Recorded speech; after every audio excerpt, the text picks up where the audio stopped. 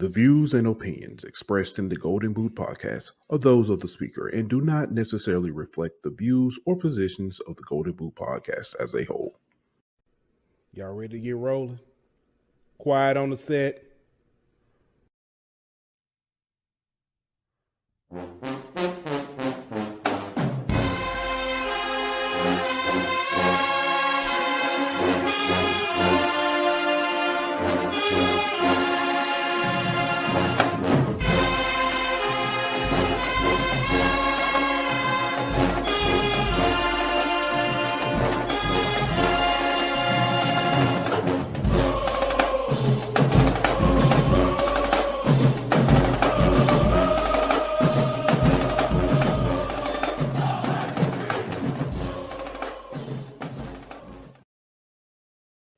Hey, welcome back to another hot episode of HBCU Hour. It's your boy Pooh Bear. My man Aunt Petty Murphy will be joining us shortly. We also have a special guest in the building. We're gonna get to him, Mr. Mason Smith, HBCU Legends, contributing writer. He also got a nice new job. I don't know if we're gonna talk about it. We might not talk about it, but he got something else on, you know what I'm saying? But that's all right. But you know, he said he's still down for the culture, so it is what it is. But man, we got a lot to talk about tonight. We have some breaking news we're gonna talk about, but I ain't gonna talk about it by myself. But y'all know what it is, man. I want to give a shout out to everybody tuning in. You can be anywhere in the world, but you're here with us. We appreciate that. As always, man. Thank you for tuning in. This is just getting ugly. I know y'all ain't watching that game. That game over with. Might well tune in. Stay here. We got something more interesting for you. But y'all know what it is. Before we get started, give a shout out to our sponsors over at BetOnline. BetOnline.ag. We'll be back in 1 minute. BetOnline.ag is your number one source for all your sports information, stats, news, and scores. Get the latest odds, lines, and player injury reports for this year's NBA and NHL playoffs. BetOnline is always your sports information headquarters. This season, we have you covered for all your sports wagering needs. We have everything from NBA, NFL, MLB, and NHL to golf, tennis, UFC, and boxing. BetOnline is the fastest and easiest way to get your betting info, including live betting options and your favorite casino and card games that you can play right from your home. Head on over to betonline.ag today or use your mobile device to get in on the action. Be sure to use the promo code BLEAV to receive your 50% welcome bonus on your first deposit. BetOnline, where the game starts. All right, we got the man with us from HBCU Legends, contributing writer, Mr. Mason Smith. Welcome to HBCU Hour.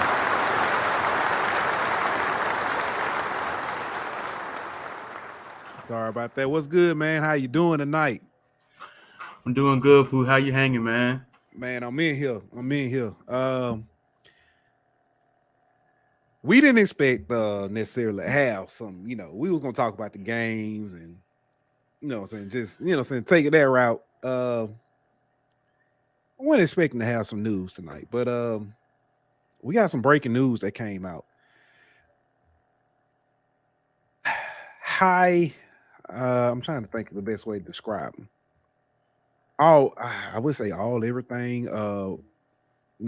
just Mr. Texas Southern himself, man, Andrew Body, dropped a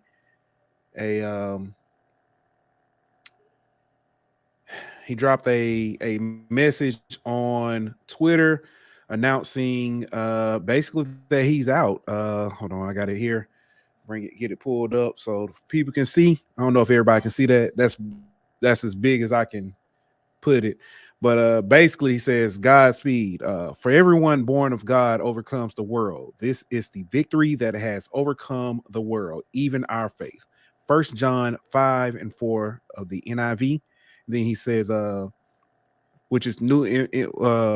Was it new? I don't even know. New International. I can't remember what it is. NIV version. It ain't the King James. Put it like that. I'm sorry, Daddy. I know I should know what that means. I apologize. But then it says, trust in the Lord with all your heart and lean not on your own understanding. In all your ways, submit to him, and he will make your path straight. Proverbs 3rd chapter, 5th through 6th verse.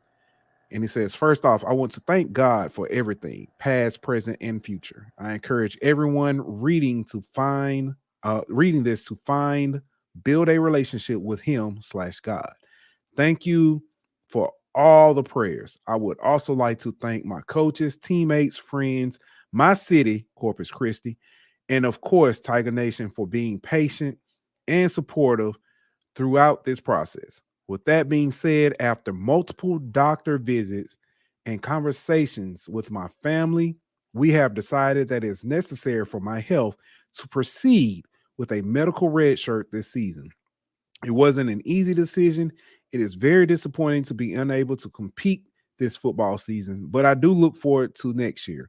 God willing, I will be 1,000%. So he's hanging it up for the season. I'm gonna slow down because people, yeah, he said he's hanging it up for the season, medical reasons, and wow. I think we all kind of saw the writing on the wall with this one. I hate to see it, but what are your thoughts? You're on mute too. You're on mute. I didn't want to interrupt you. I was making There you sure you channeled your inner pastor as you was reading those scriptures. But no, Andrew Body, the player, I wanted to talk about. Just for one, we consider him a rising star in the SWAC and really in HBCU ball. Like, we talk about Jeremy Musa, we talk about Davius Richard. Andrew Body has all the tools and intangibles to really be the next man up, not only on the college level, but maybe somebody can even play on Sundays. We just all knew he was still on the younger side and wanted to develop. That's what we were looking forward to seeing him do this year. We saw some good things when he played against Prairie View in that opening Labor Day Classic game. And to kind of see this news with the injury, it's very disheartening. The fact that we won't get to see him challenge or prove himself as the second best quarterback in the SWAC, or maybe even the best quarterback in the SWAC, depending on who you talk to. Like, I think it's just very, harsh for the Texas Southern team. I don't think anybody really had Texas Southern going too far in terms of, SWAC championship, Celebration Bowl, but still, Body was making a lot of things possible for them because of how talented he was. So I think it's a lot to unpack. I hope he, has a quick and speedy recovery. I hope he returns to Texas Southern, more powerful than ever, because everybody loves watching him play. I love watching him play as well. Yeah. You said something there. The first thing everybody does when especially this preseason, when you talk about best quarterbacks in the SWAC, the first thing they either say Jerry Musa and Andrew Body when healthy, or they say it most likely Andrew Body depending, or something like that. Is his name is always announced when you talk about some of the best quarterbacks in the SWAC. I know when I talked to him, or when we talked to him during SWAC Media Day, one of the first things he talked about, he was happy to be, healthy, have the team healthy.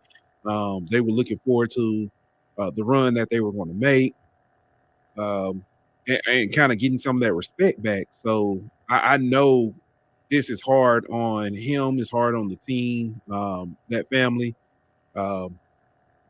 Such a nice family.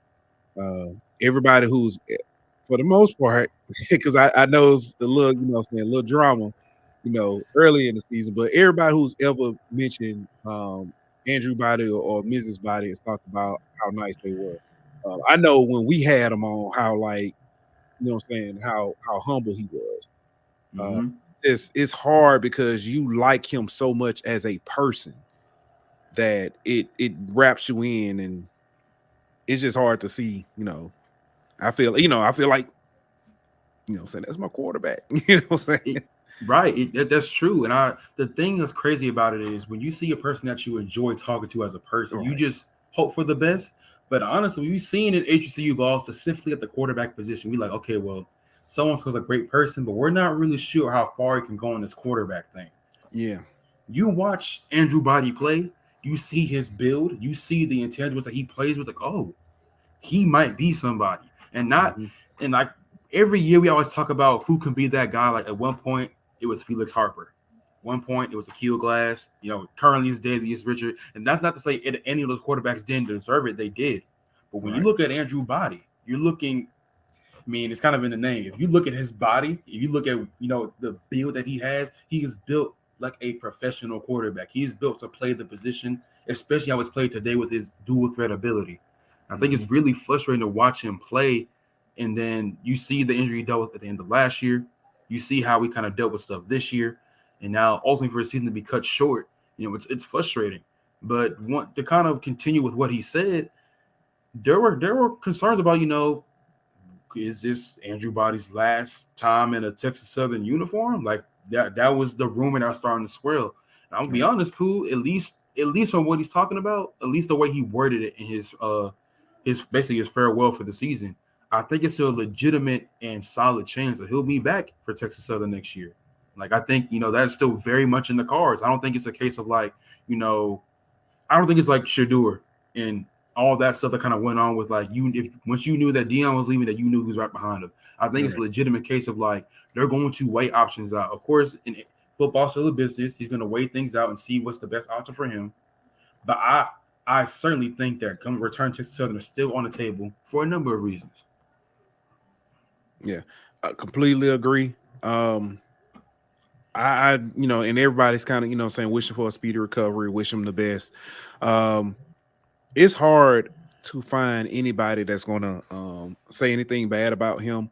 I think the worst thing that I've heard people even say about Andrew Body is, yeah, he probably going to transfer to go somewhere else.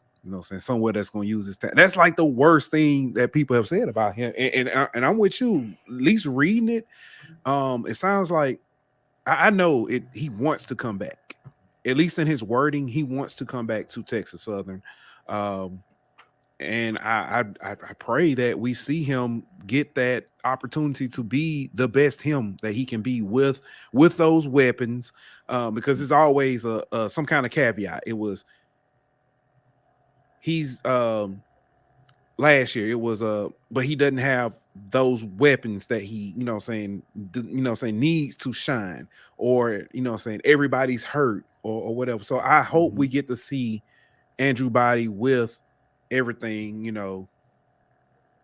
I think so. Yeah. I definitely agree. And I think the fear when it comes to the idea of transferring, at least on the HBCU level, more times than not, we're concerned about them transferring away from HBCUs altogether. We most recently you probably think about Tank Dell, Alabama A&M receiver, went to Houston. You see him draft, we're all happy for him, but it's like, dang, that's really Alabama A&M guy. You look at Bashir Tootin from North Carolina A&T. Did everything you need to do as a running back, and now he's at Virginia Tech, if I remember correctly. I think that's the fear when it comes to transferring with top HBCU talent. Is usually means transferring out.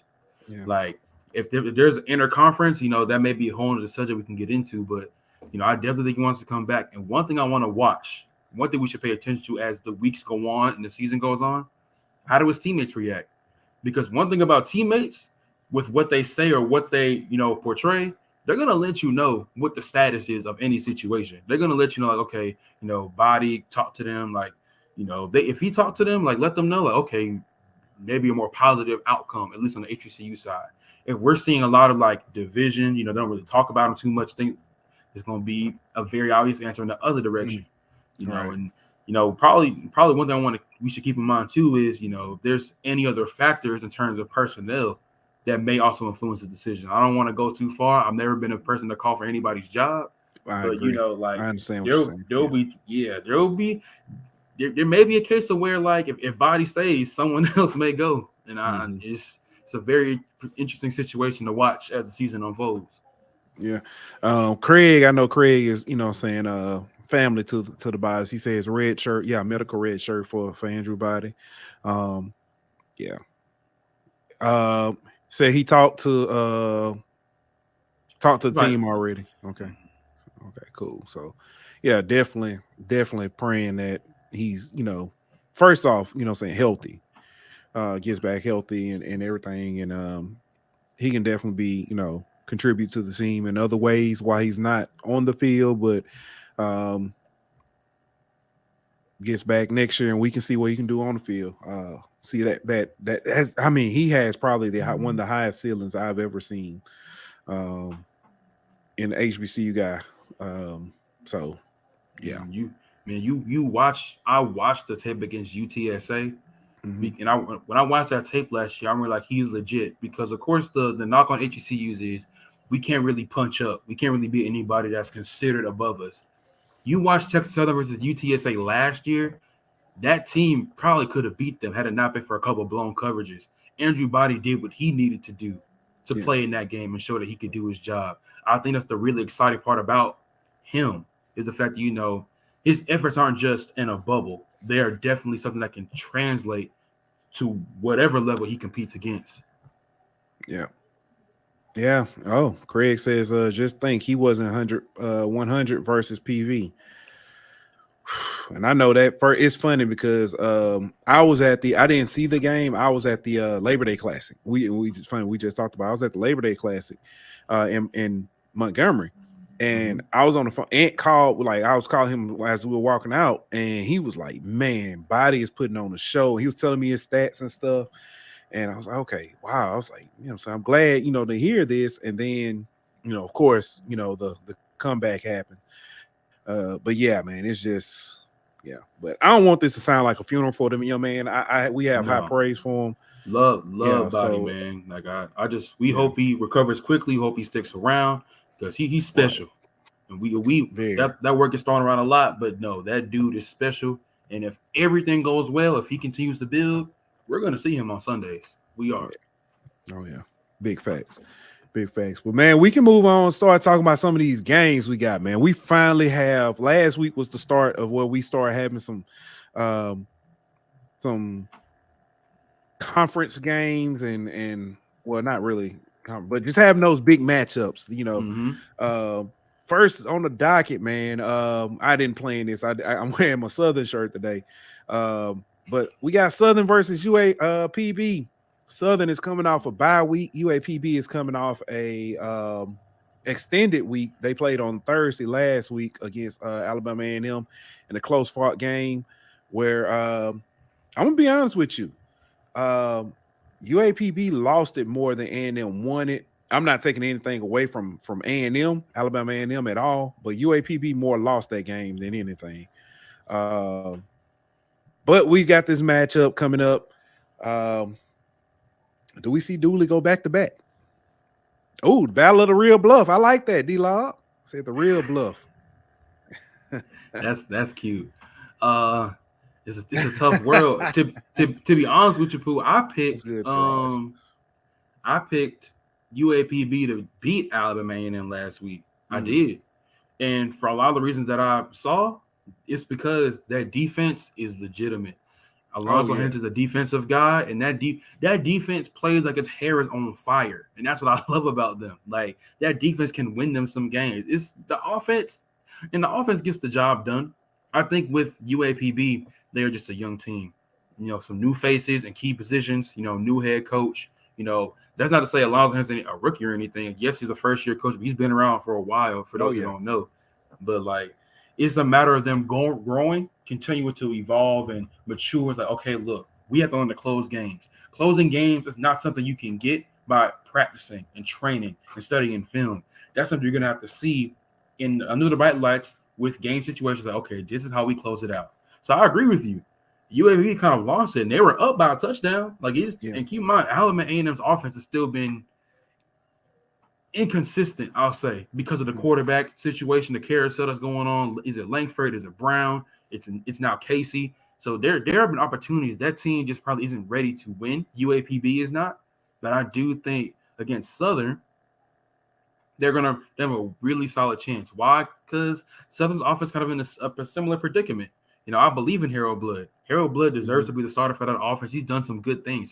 I ain't gonna lie, he carved up Alabama State that first game. He was carving them up the first half. Oh, yeah, that first half. Yeah. He was carving up, but then second half, he just So second half, coming out of the tunnel, Harold Blood, Alabama State's in the end zone warming up and stretching and stuff.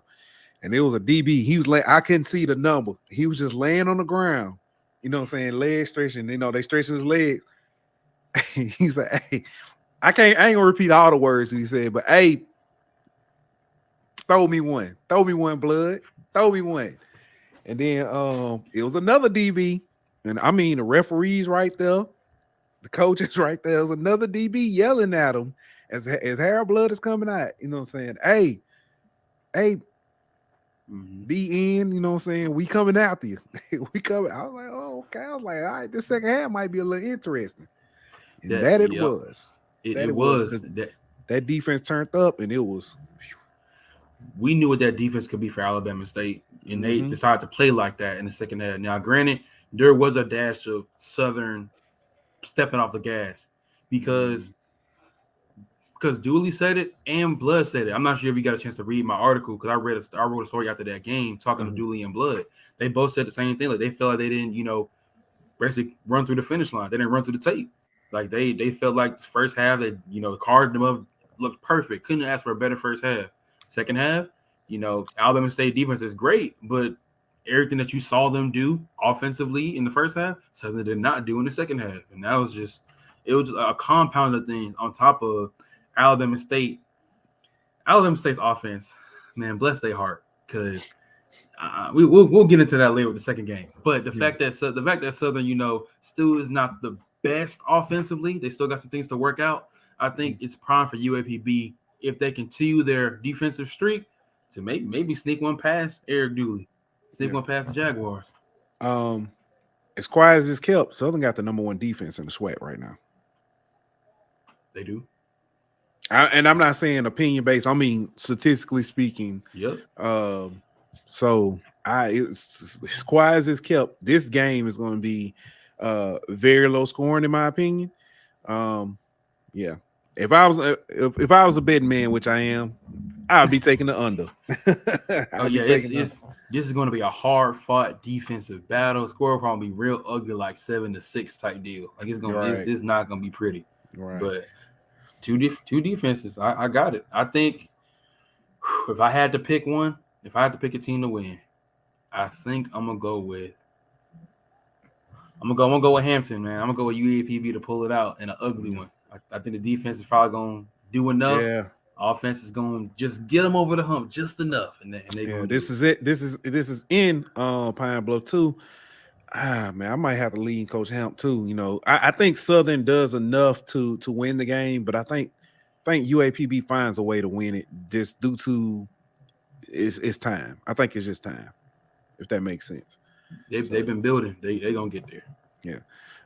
Next on the list, man. Oh, I got some A&M. I'm gonna come back when we get to that game. I'm gonna talk about that because you mentioned that about the offense. I'm gonna get to that. Next game on the docket, man. We got Alcorn, the Big Bad Braves heading down to Montgomery to take on Alabama State. The fighting E-Robs, Mighty Marching Hornets. Hey, we swag. That's all we know. Yeah, yes, sir. I say this about Coach E-Rob is one of the people who he get tired of questions. I know I've asked Coach E-Rob a question too, and he be like, "Man, get this dude off the mic." But he's so nice about how he answered though. But I think this is a good. I think this plays more into Alabama State's hands, and this is why I say that. Alcorn has not necessarily had the best showing passing the ball this season. And if you're a team where your defense has carried you and you pretty much know that you can make a team one-dimensional, this might play into your hands and give your offense a bit of a chance. The challenge that we're going to see in this game, honestly, is the quarterback situation for both teams. But it's kind of disappointing for Alcorn. Tyler Macon, the Missouri transfer. I was excited about him. Coach McNair was excited about him. The season start has not panned out. It just hasn't. Jarvian Howard, he's slowly but surely getting into his rhythm. He didn't do well the first couple games, but the last game against McNeese, he did his thing. Oh yeah. Alabama State, you saw what Damon Stewart did against Florida A&M. And to be honest with you, the offense just wasn't built, at least at that time, to beat FAMU in a shootout. It just wasn't. And I think when you're as great as ASU's defense was, we're talking about one of those potent offenses in the SWAC when it comes to FAMU. So it's understandable they give a certain amount of points. Alabama State just couldn't respond. They can't answer the bell offensively yet. But I think what you saw from Stewart going for 289, I think that's a really good sign for ASU's offense going forward. I think it's going to have a lot more balance. I appreciated D Davis. I think he has a lot of talent, and I don't think it's going to be the last we're going to hear from him. Because at the end of the day, not. It's not, but I think it's still some stuff to work on. With Damon Stewart at the helm for ASU, though, that offense looks a whole lot more legitimate. It just looks a little more well-rounded going against the Braves. Yeah. Completely agree. I want to see the running game get going for Alabama State because Howard I've seen him get like 30 yards, 40 yards. And I don't think he necessarily needs to bust 100, but I would love to see him get, double-digit carries and, 70 yards. Something just to take a little bit more pressure off of D Davis, take some pressure. Well, Damon Stewart now. Coach Rob said that D Davis still has a place in his offense. There's some things he can still do to contribute, and I completely agree. Oh yeah. So it's gonna be a Taysom Hill type situation though. Yeah. Hey, Taysom Hill in the league though, so that oh yeah. So yeah, and then this one's and I don't want to keep picking just the teams just because it's the home team, but this one being in Montgomery, being at Bama State, I think I'm leaning more Bama State than I am Alcorn. I just think, the defense. I think the defense just And defense is going to step up. Yeah, defense is going to be solid. Alcorn's defense is probably okay, not great, and that's where it's going to be an issue because I told this to a guy that just joined the Montgomery beat not too long ago. Jacoby Jones, former NFL receiver, is on Alabama State staff. A lot of people really don't know that. Like Super Bowl winning at that wide receiver. So some people really don't know that Jacoby Jones is down there doing some great things. So I think with the offense going against Alcorn's defense, I think will favor Alabama State. And I think ASU's defense going against Alcorn's offense is going to favor Alabama State as well.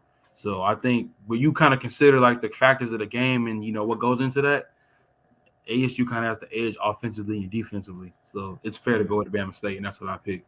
That's funny. I missed this comment earlier, but D-Lob, he's a UAPB guy, said, man, it's crazy how people pick us now. Yeah. I'm going to tell you, after that Tulsa game, I actually I told my dad's a UAPB, former UAPB guy, and him and then there's another lady that follows the show, another family member, I should say, my cousin Nikki. I know she out there watching somewhere. I hit her up and I was like, hey, UAPB ain't nobody homecoming no more. Nope. But he says that wide receiver getting at least 100. That boy from Bama State is cold, despite. Yeah. First of all, UAPB versus Tulsa, I watched that game because it was the first game of the year. Like, okay, I'm gonna tune in.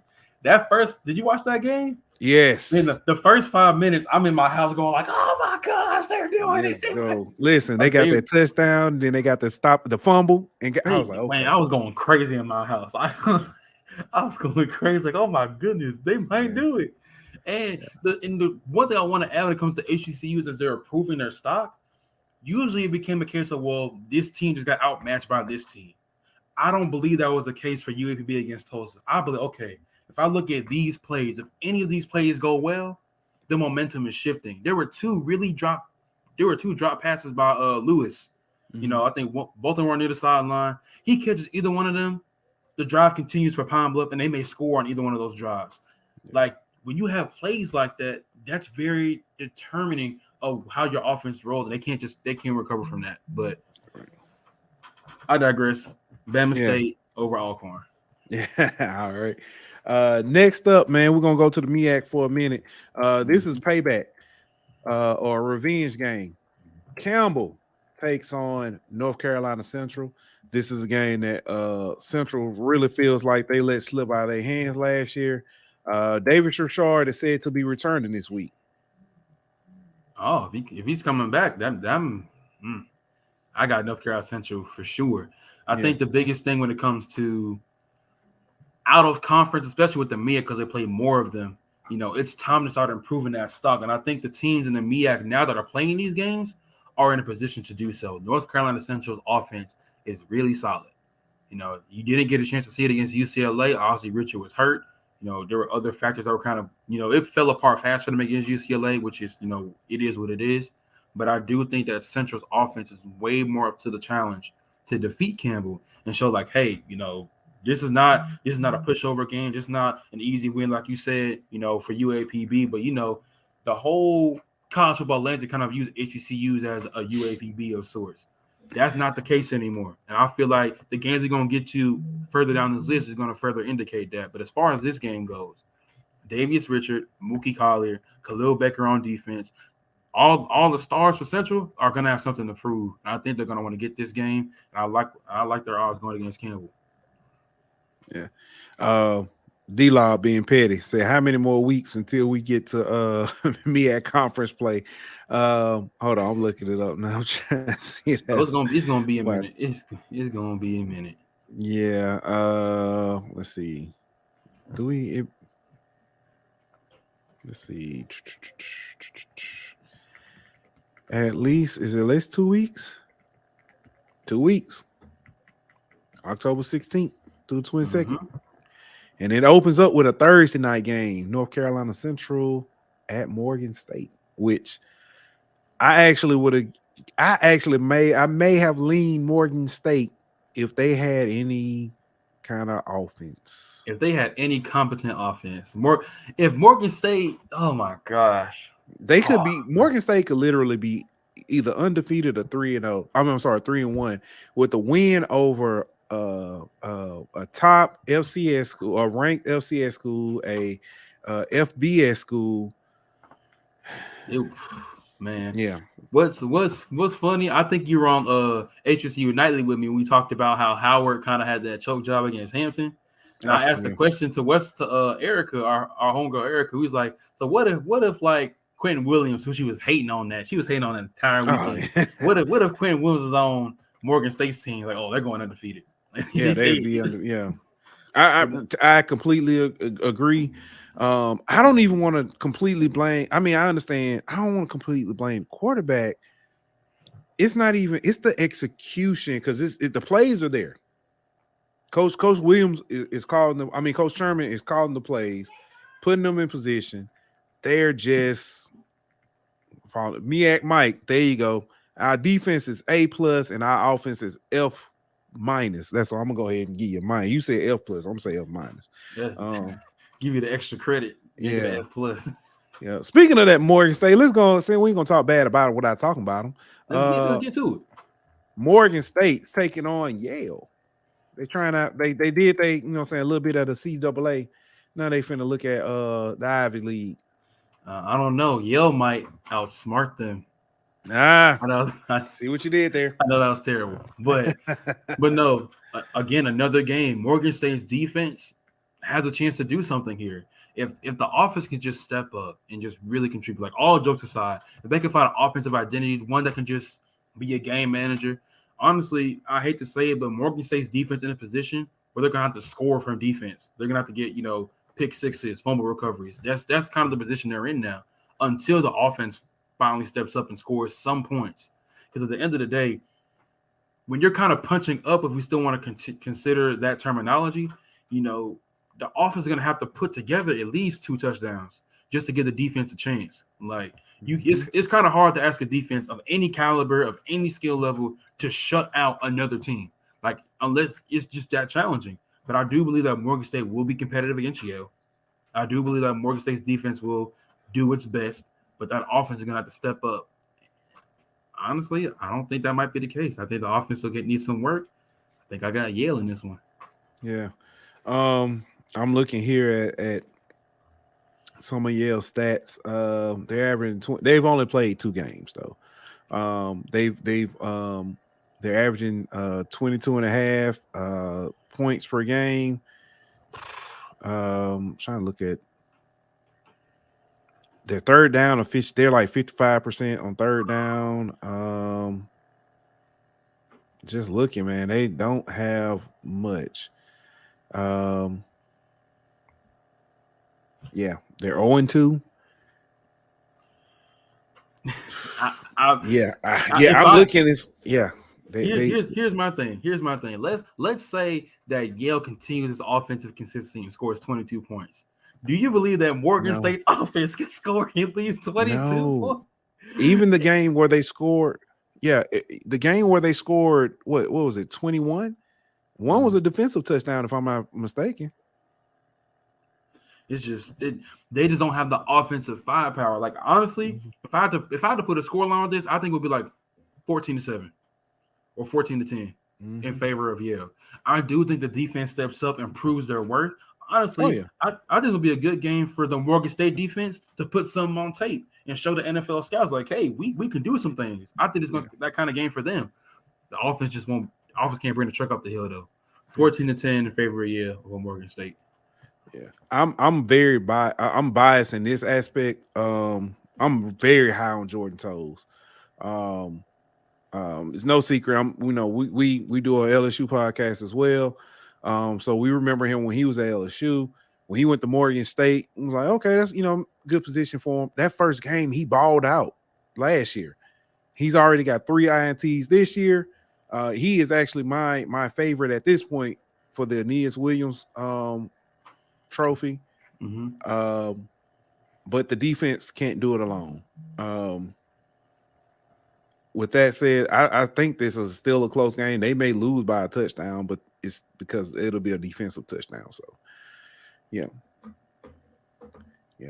Now, somebody who caught it probably could have played in the Ivy League just because they are that smart. Literally, Jeremy Moose and FAMU as they take on Mississippi Valley State in the Delta. They're going to Itabena. Yeah. Shout out to Coach Wade, man. Like I'm happy that he's leading that program. It's similar to Coach Hampton. There's a new life in Mississippi Valley football that we haven't really believed in for a long time. Like people just didn't really believe in Valley football. They all just felt like it was always going to be an offer for them. That's not the case here.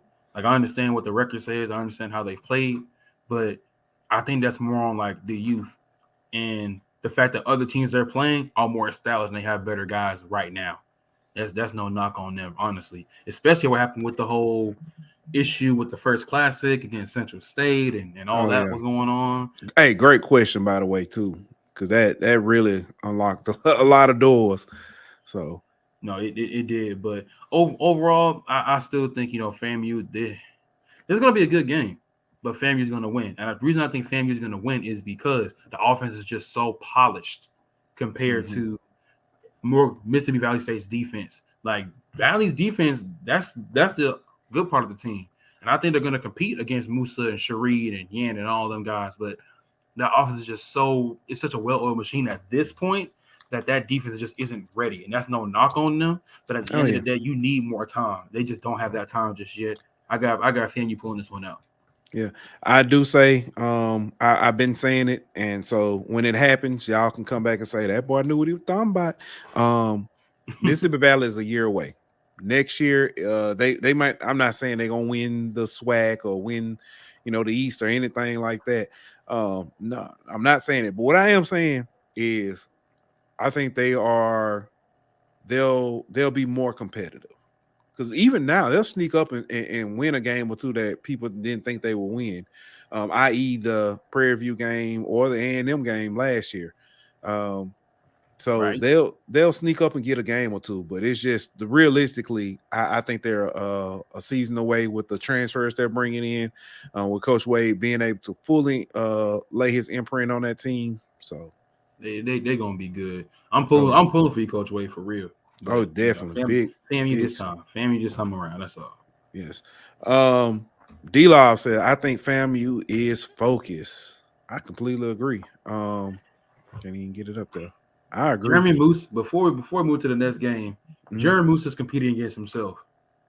Like, and I'm gonna be honest, he's losing. and when I say lose, I get. Oh shoot. I get what you're saying. It's funny you say it, but I get it. But but all jokes aside, this is Jeremy Moose's chance. Like you're already an older quarterback. You play for FAMU, which is the reputation has improved for HBCUs, but it still is what it is to a certain extent. I think with the overthrows he was making early in the year, some of the points he left on the table, I don't think that really boded well for him, at least early on. I think as the season goes on, he'll probably sharpen up, getting more rhythm, and we'll see less and less of that happening.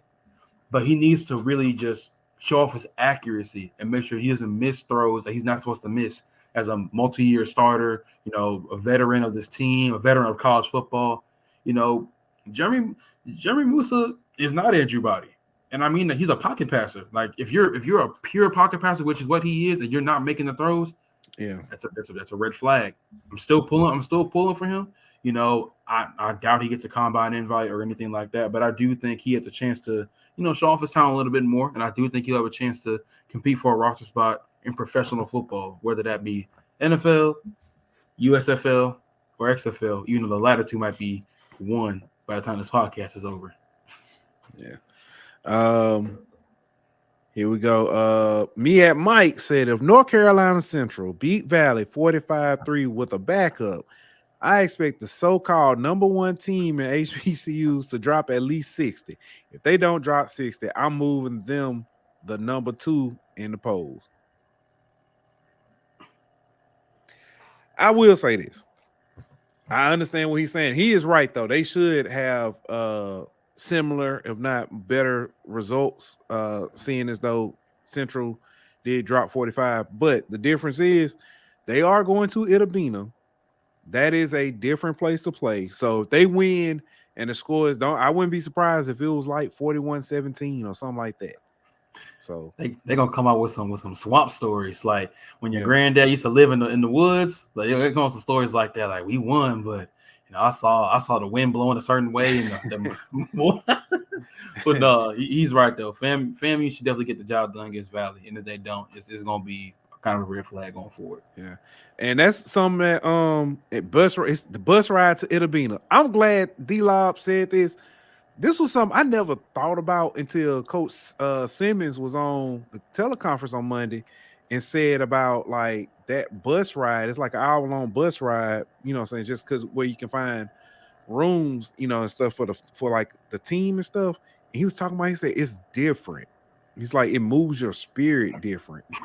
And I was like, I understood what he was saying, but it was like, that's so random. I would never have thought about that as far as affecting a football team. But I get what he's saying. It's a small Mississippi Valley is a small school for those who don't know. Like, everybody knows that Valley's probably the smallest school in terms of student population in the SWAC. Like, so when you get there, it's probably just like a whole nother. What's it like? You ever seen the movie Holes? Like the old movie Hole? It's kind of like going to Camp Green Lake, just like a middle of nowhere destination. You don't know where. Man, I did not think we would get a Stanley Yelnats reference here in HBCU Hour, but I definitely appreciate it.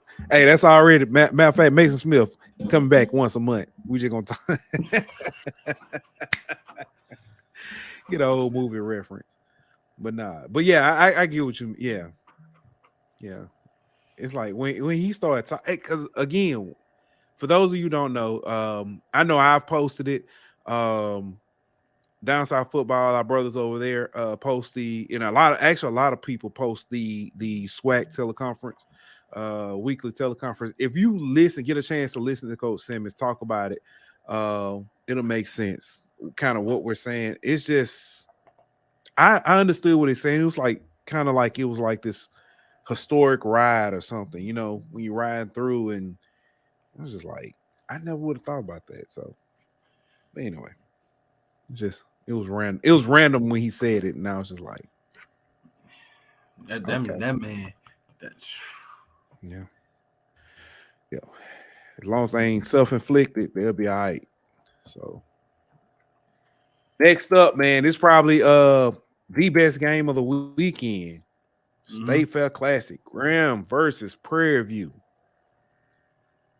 Take place in great state of Texas. So before I get into it, I do have a question for you. As I've listened to my good brother Darian Gray, Mouth of the South, Lost on HBCU guy. He's talked about numerous times that Trayvon Conley has improved his passing. Now, of course, I haven't had a chance to watch Prairie View. I've been watching other games, a few other stuff. If you've seen Trayvon, how has his passing improved compared to last year? Because I used to kind of crack on Prairie View last year. Like it's like their quarterback is kind of like their best runner. They backup quarterback's their best receiver. Like I used to kind of crack on them. But like, how have you seen Conley improve as a passer? So I can't honestly answer because I didn't really watch Prairie View a lot last year. So I don't know. I know what people said as far as last year about them. With that being said, what I've seen out of them this year, everything that those guys were saying in media day was completely true. Said, hey, he's gotten better. We're gonna step it up. I know he was conference player of the week, offensive conference player of the week, week 1, if I'm not mistaken. He's had some good games as of late. Shoot, if as a matter of fact, if I'm not mistaken, he but he led the team back when this past week, when they played Alcorn. Basically helped drive them down the field to set up the game-winning field goal. So I think what we were told, if he has it going, this team is going. So yeah. So I've been impressed. I know Mike and Dr. Cavill, Mike Washington, Dr. Cavill, when we talked about him, it was a night for the SWAT Media Day. They talked about his quarterback and said that he was all right. He was going to be all right. Improve. So, well, that kind of changes my perspective because I felt like Miles Crowley has been playing really well. I think he's proving him. Oh, listen, I know that guy. Listen. I thought I didn't think we talked earlier. When we first started talking, we talked about best quarterbacks in the SWAC. His name never popped up. Nope. But hey, now, right now, he top 2 and he ain't 2. I can't really name you. You can argue Musa, but I think the only reason I argue Musa now is because he started from the front and he hasn't really done enough to lose it. I'll put it like that.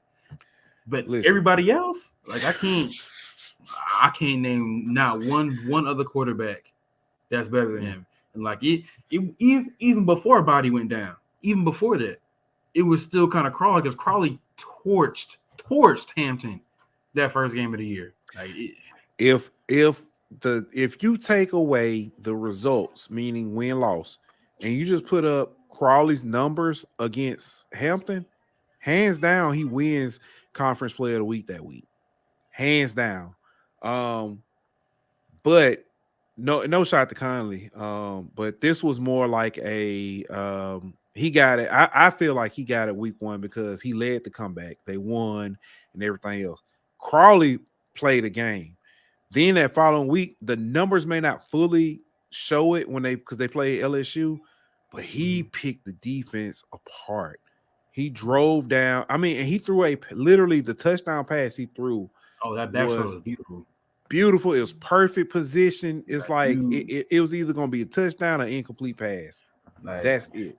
I think we talk about playing as an out of conference. Miles Crowley showed himself that day. Yes, he made some money. That's a game that he needs to put on tape for some scouts to be like, look, you talked about the 5th best team in the country at the time or whatever they were ranked. This is what I did against him. I understand, there's other factors going on in that defense, man. I was kind of disappointed in Sonny Anderson and all them. I expected them to kind of do a little bit better, but it is what it is. The offense, Chance Williams, Miles Crowley, they did their thing against LSU. I'm gonna be completely honest with you. Oh yeah, yeah. They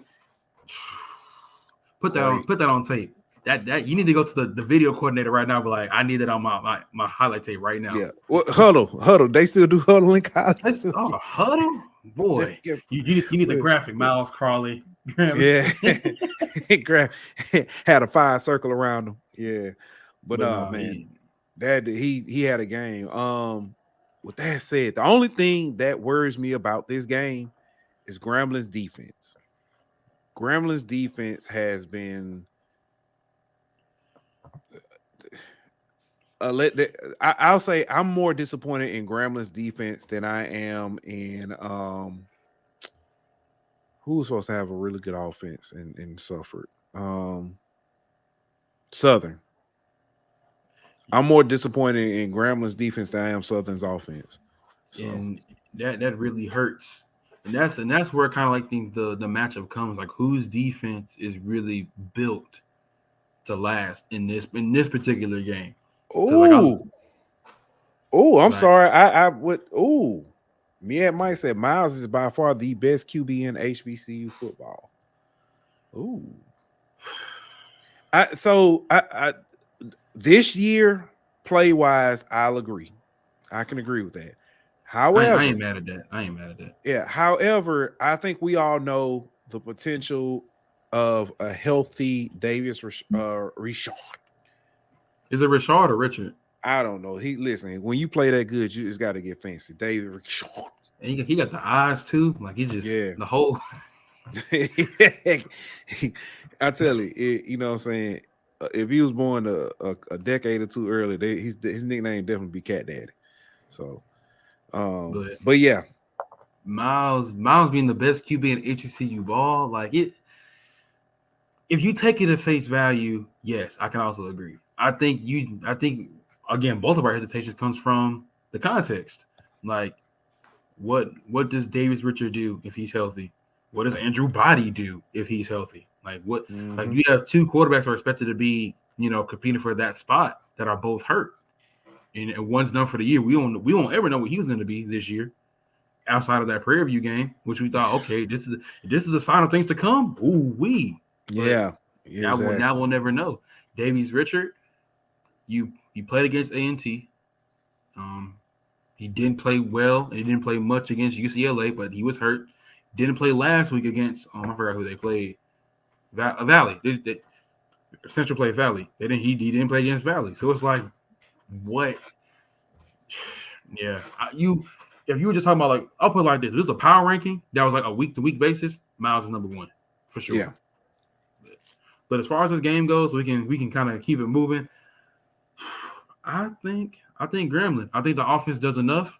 I think Miles Crowley continues the hot streak. I think Trezon has a good game. I think Caleb Johnson has a good game offensively too.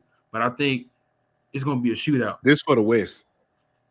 I don't even think it's. Now I'm not going to say. I'm not saying like Alcorn doesn't have a shot, but I think this is for the West. Prairie View has already got a big lead. If they win, this will be a 3-0 in the West. First of all, if Alcorn don't fix that offense outside of Howard, it's already over for them. No matter who else wins. But in terms of this game, I think it's going to be a shootout. I think both teams have a chance to put 25 plus on the board. That's fair. I believe that both teams have a legitimate chance to put 25 or more on the board.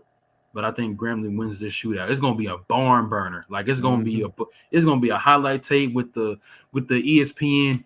Dun dun dun dun dun dun. You're gonna have all like what's that Chris Berman stuff when he be coming on late at night. They're gonna have that theme music playing behind it because it'll be such a barn burner. Whoop whoop whoop. Man, I ain't gonna lie. When you hear that theme music, dun dun dun dun dun dun dun dun dun dun dun. But you know it's a good game. But Grambling, I got you over Prairie View in a barn burner. Yeah, I think Tony Hull, Hugh Jackson, John Simon. Yeah, give me Grambling. Give me Grambling. They calling plays. This offense has been lights out, just terrific this season. Give me Grambling. Yeah. Yep. Give me Grambling. Next on the list, it seems like this team hadn't played in. It seems like they ain't played in like a month. It hadn't been long, but Hampton versus Richmond. How we haven't seen since the upset loss to Hampton. I'm sorry, Hampton we haven't seen I said, I'm sorry. I'm all over the place. Hampton versus Richmond. I'm talking about Howard. But no, last time we saw Hampton was the big win, the upset win over Howard. Mm-hmm. They've had some time off. They've played a lot better than I expected. And they probably, if not for, distraction with administrative things, they may be undefeated.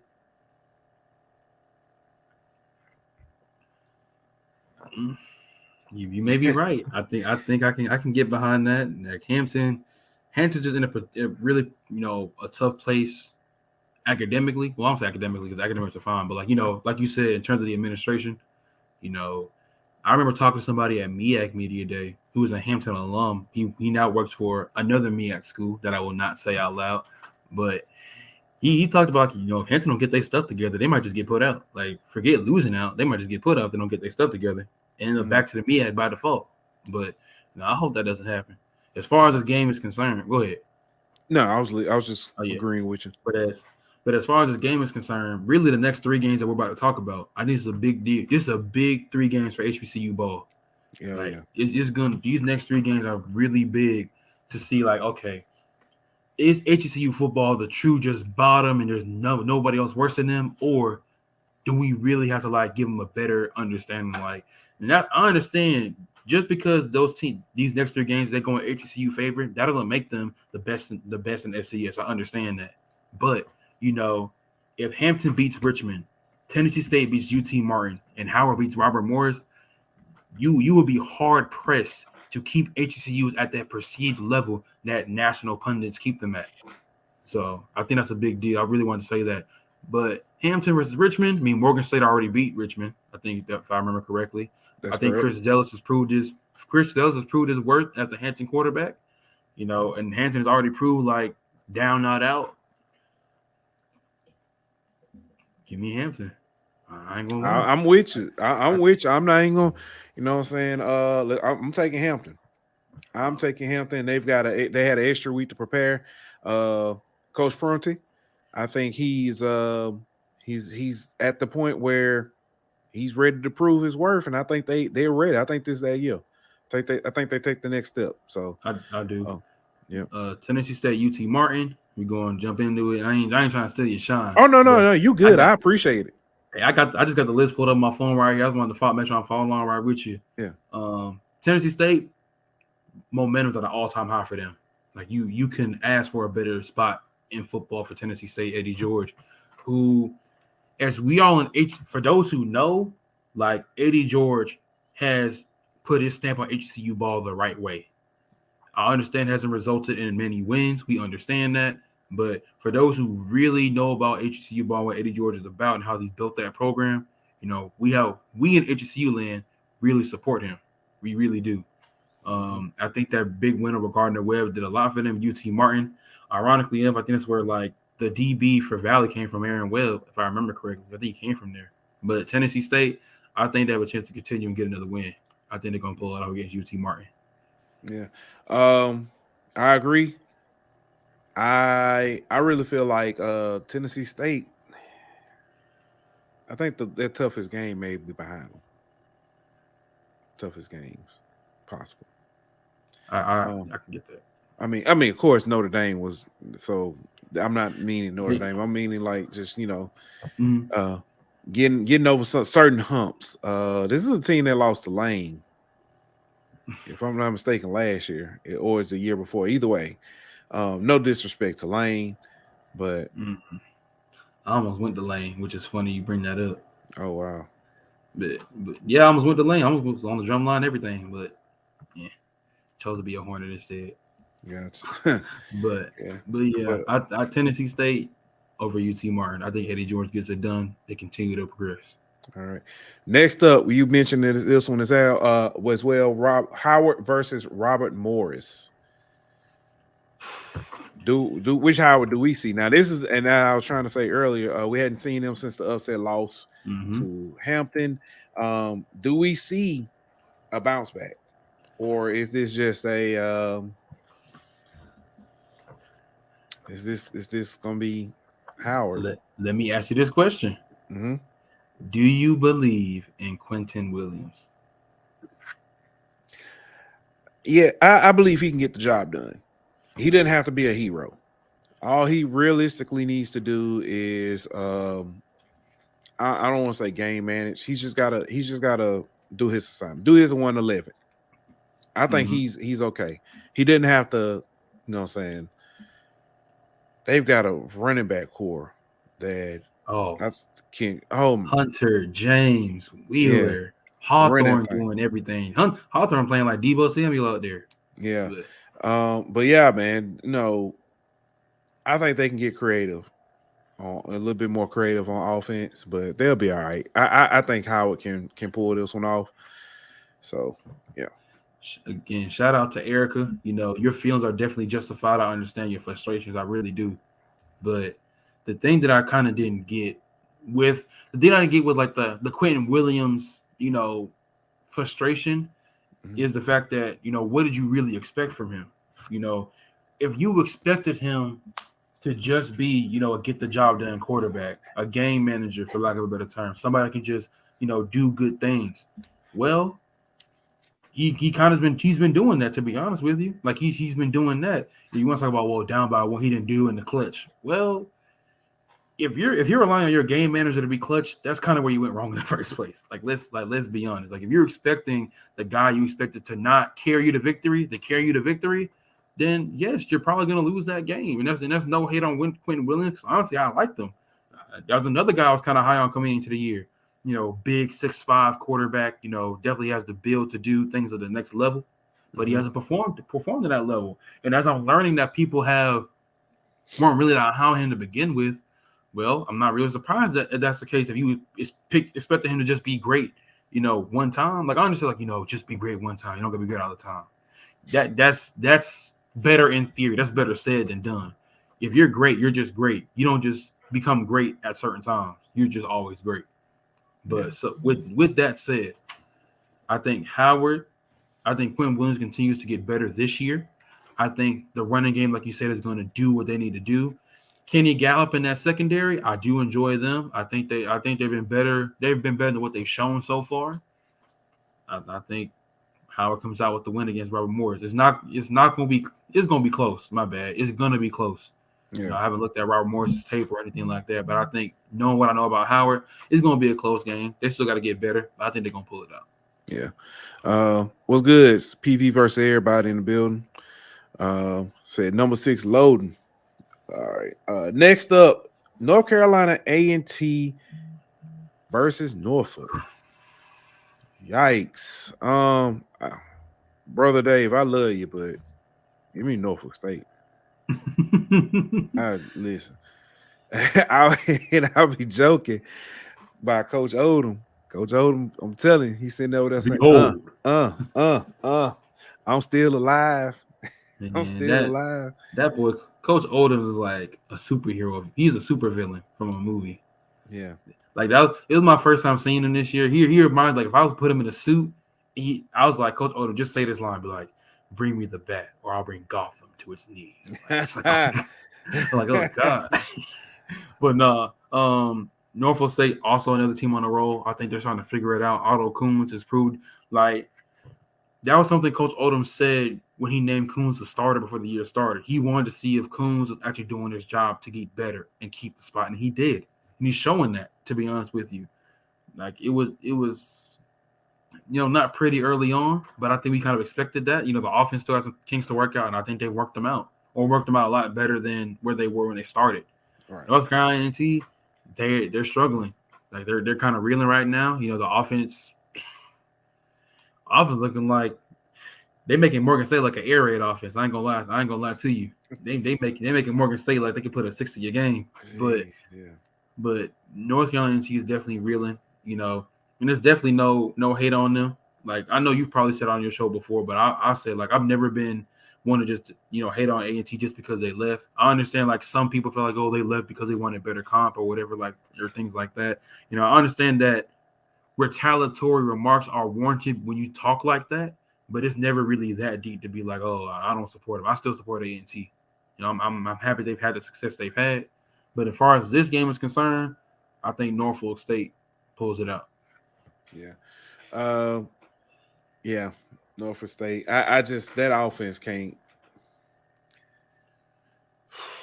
I don't know if they could pass gas at this point. They just have been. Hey, Pooh, at this point, man, they might call you if you want to come out of retirement, hop in the backfield, punch it in from the 5. They can get you down there. Just you gotta punch it in. No. No comment. Virginia Lynchburg versus Dale State. I don't know if this. Oh yeah. You see me shaking my head, right? Yeah. You see me? Yeah. As sad as this is to say, I want to have faith that Delaware State can win this. I want to have faith. But I'm thinking Virginia Lynchburg might get them. Yeah. I agree. It's gonna get ugly before it gets better for Lee Hole and the Hornets. I'm gonna be honest. I don't think that Lee Hole is a bad hire. I think he's ultimately a good thing. He proved some things at Howard. I think he just needs some more time. I don't think it's fair to fire any coach after a year. He's playing without his guys. He's playing a schedule that he didn't make. That's really not fair to him. To be honest with you. Are the results we're seeing disappointing? Yes, because you let Army, a team that's historically a non-passing team, pass for 300 yards, 400 yards, like that. That was probably when I was like, dang, I don't think it's gonna be a good year for Delaware State when I saw that. But I think it's just gonna have to get ugly before it gets better for them. And it's not gonna be pretty. It's gonna be bad, it's gonna be tough. But I think if Lee Hole is given some time, he could turn it around. VUL has been a punching bag, to be honest with you, to other HBCUs in the FCS. I've always seen them on the MEAC schedule, and it's never been a pretty result. All right. But I think because of how bad Delaware State is this year, I think VUL kind of puts one in the win column this time. Maybe not next year, but this time, I think VUL is going to put one in the win column. Yeah. Yeah. That's all I can say. Man, let's go and get to the next one. Tuskegee versus Alabama A&M. Yeah. So Josh Sims made the prediction that Tuskegee was going to beat one of the schools in Alabama. One of the D1 schools, maybe even both. I honestly don't think it's going to be this week. Quarterback situation. Mm-hmm. I kept saying that I felt like A&M, that Coach Maynard would get the quarterback situation right before he gets it wrong.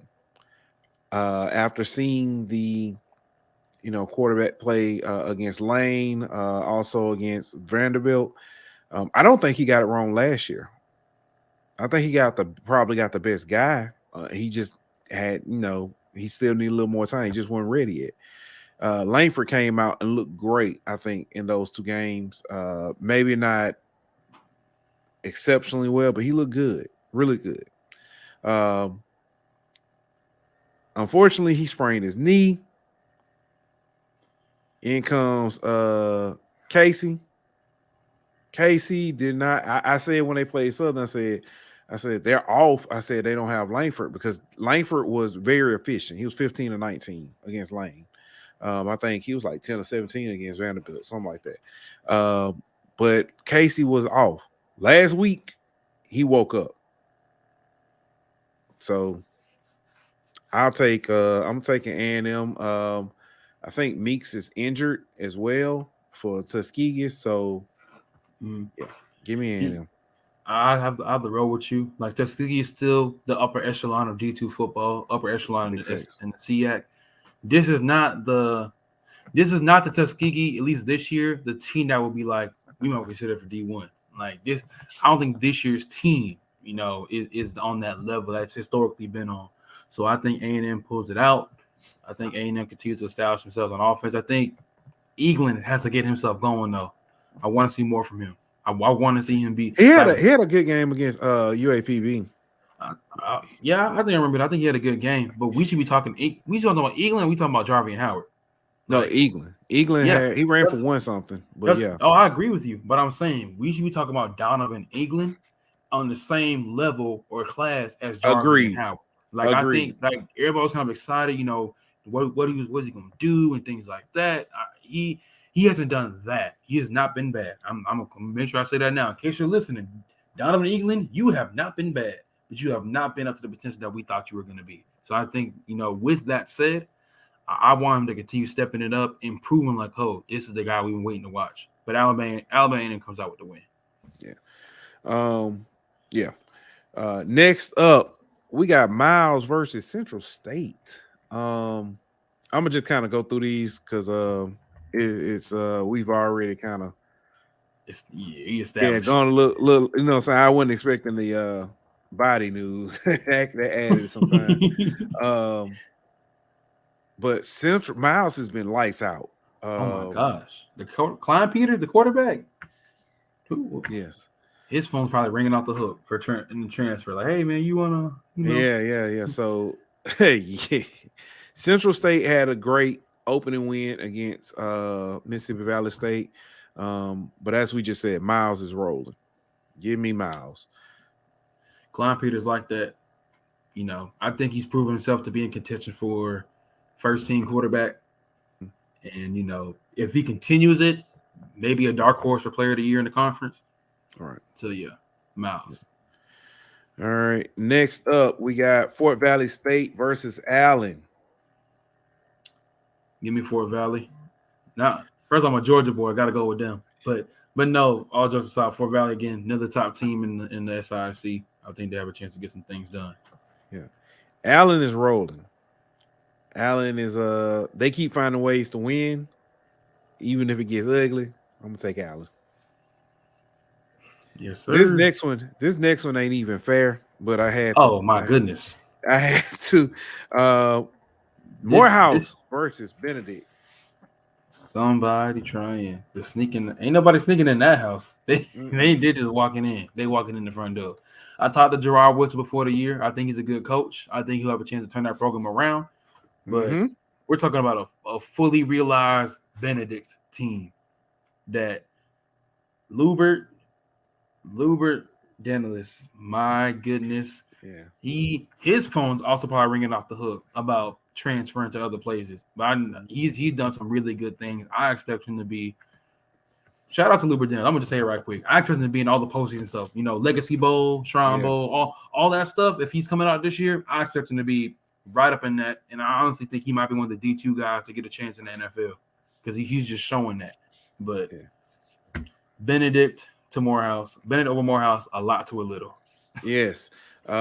Benedict has not they've only given up 10 points all season, if I'm not mistaken. Yes, 10 points all season. That's 2.5 points a game. So people are pretty much a field goal. Do it with that as you will, Benedict. Next up, Winston-Salem State versus Lincoln, PA. Oh, my new stopping grounds. How about that? I gotta go with Coach G. Yeah, I think Coach Huck is doing a great job with them. Winston-Salem State. I say this with love. I joke about when schools like you playing football against a basketball school, like Winston-Salem State basketball. Oh, we're there. We there. Winston-Salem State football. Yeah. Lincoln over Winston-Salem State. Yeah. Ant said it best. When they winning, they the fighting Stephen Gaithers. When they losing, they are the fighting Stephen A. Smiths. So they're gonna be the Stephen A. Smiths this week. I'm going with Coach G. Lincoln, PA. Next up, this one's actually a pretty good matchup. It's not necessarily a pretty good matchup. Virginia State versus Shaw. Jada Byers should be at the NFL Combine as a D2 back. Or he should definitely be at a combine. He should be at somebody's combine. Like when I did a story on him last year, I was looking up his numbers. he's putting up numbers similar to Danny Woodhead. Now, of course, nobody really knows who that is because he's a white running back. But Danny Woodhead holds a lot of records on the D2 level, national records on the D2 level. And where did he go? To the NFL. Jada Byers is putting up similar numbers to Danny Woodhead. So that's why I think, he hasn't done super great this year, but he's still Jada Byers. And I think he's going to do some things against Shaw. Give me Virginia State. Yes, sir. All right, next up, Johnson C. Smith. I don't know if I said, hold on. I don't know if I said Johnson, but I'm going with Virginia State too. I don't know if I said it. But next up, Johnson C. Smith versus Elizabeth City State. Johnson C. Smith been turning it around. They've been doing some good things. Had a documentary come out with HBCU Game Day. Give me Johnson C. Smith. Johnson C. Smith, they've been. I know how they did my boys over at Bluefield State. So, yeah, give me them. That's it, man. You got? Are there any other notable games that you can think of? Anything we left off? No, but there is something I wanted to ask you about, and it's been creeping on my mind to hear your 2 cents. I'm sure you ever talked about it. Mm-hmm. South Carolina State, Buddy Pugh, farewell season. Where do you think who do you think is next in line? Like I've heard, Benedict and how they're doing. Yeah, next in line. I'm gonna tell you who I pray is not. Nothing against the guy. I don't know if this is. I don't want to. I'd rather not see it fail than to see if it's really good. That's Ray Lewis. I don't want to see that experiment again. Or not again. I don't want to see that, because it was successful with Coach Prime. I'll say that. But then we had Ed Reed that didn't even get going, and it was just so I don't want to necessarily see that. Chandler Berry makes the most sense to me. That's what I was thinking. He's probably getting that. There's probably some conversations going. It'll depend. It'll be similar to a Damon Wilson situation. Bowie State. He was at Bowie State for a while. I think Morgan State had an opening before a first time before. Then they didn't pick Wilson. Yeah. Thankfully, he was still at Bowie to hire him then. Ray Lewis, my opinion, I'm not against, former big time coaches, or you want to consider celebrity coaches, you want to use that term. Let's just use people who have established themselves in coaching or in beyond football and other facets besides playing. I think, we give a lot of flack to Deion Sanders, but at least he was doing stuff with Under Armour All-American games. He was doing stuff in high school. Yeah. He was doing some kind of coaching before getting to Jackson State. Ed Reed, same situation. He was doing some coaching. He worked with the Bills for a while. Yeah. For one, I'm gonna be clear. I've said this to people offline. Ed Reed, the issue with him was the fact of his approach. He could have been upset. He could have said everything he wanted to say, but there's just a certain way you can come at people. And I'm not talking about being nice. I'm not talking about being euphemistic or beating around the bush. Just as a person, man to man. If you're coming in here yelling at me about what I'm doing and not doing, I'm just not gonna listen to you. I don't care how right you may be, and I don't care about just listen to. No, there's a certain amount of respect that I would want to garner as a man and a human being that you're just not gonna talk to me like that. Matter of fact, quick story about this. I talked to a person close to Bethune-Cookman's program who was within the program and things, and they were talking to Ed Reed. Just getting hey, Ed, this is what you need. This is how things go.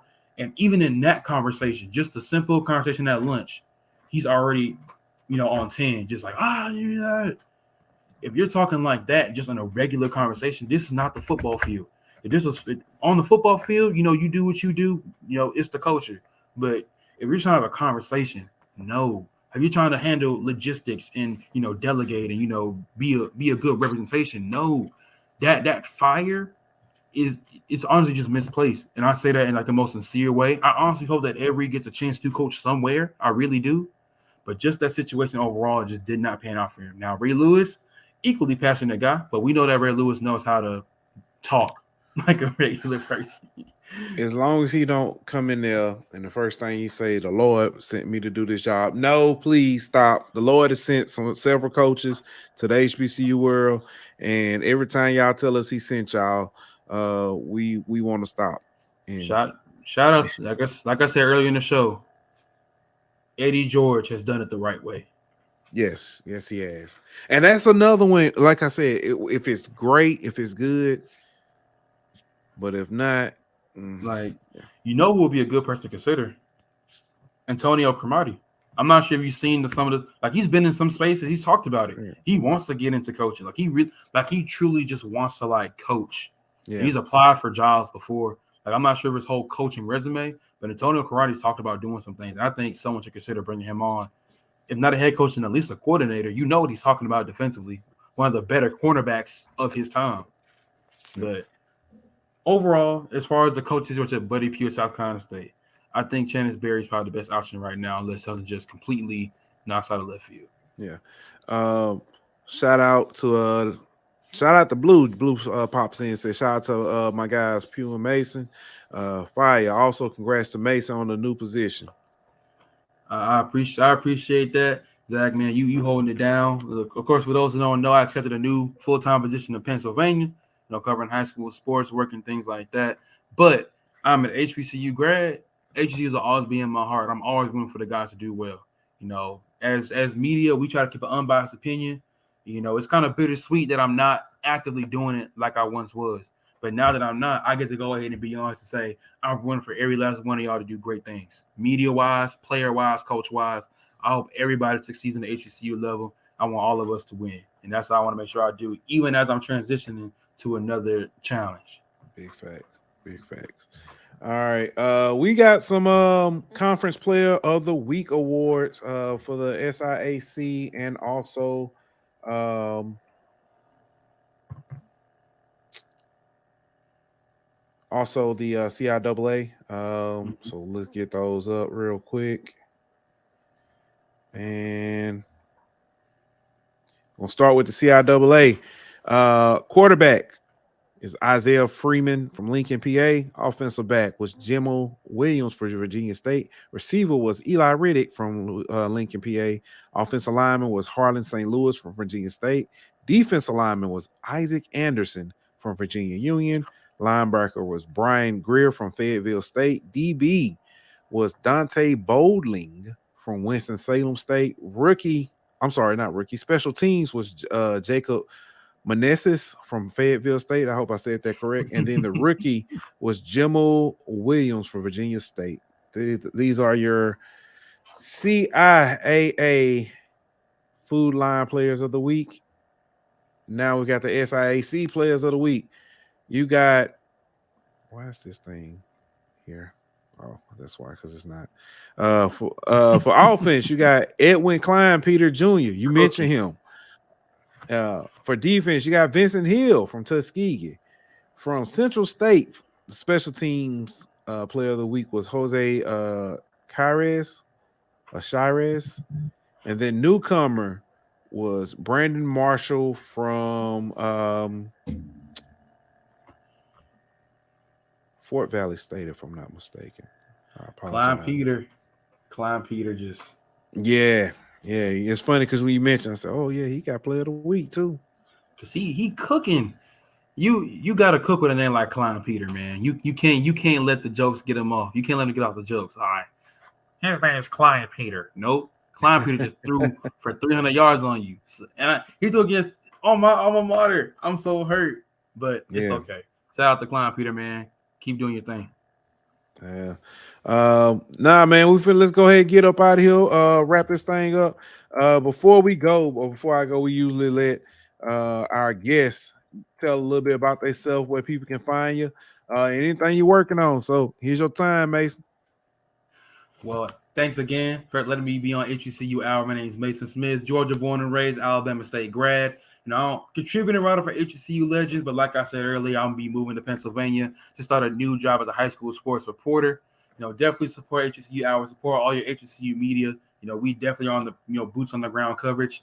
Again, just thank you for the support. I'm always have HBCU in my heart.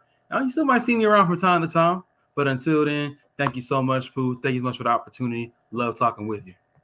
All right. Man, as always, man, like I said, it was an honor. We're looking forward to this one. Hey, Ant couldn't be here, but my man is doing some big things, man. Trying to get things right. I'm just blaming wife. I blame her for everything anyway. Anytime he came, it's your fault. Jazz. All right, let me go ahead and get up out of here, man. We'll be back on Monday, man, talking about who won, who lost, saying how right and how wrong we are. But like that, we out. This show was presented by betonline.ag. Bring me my money.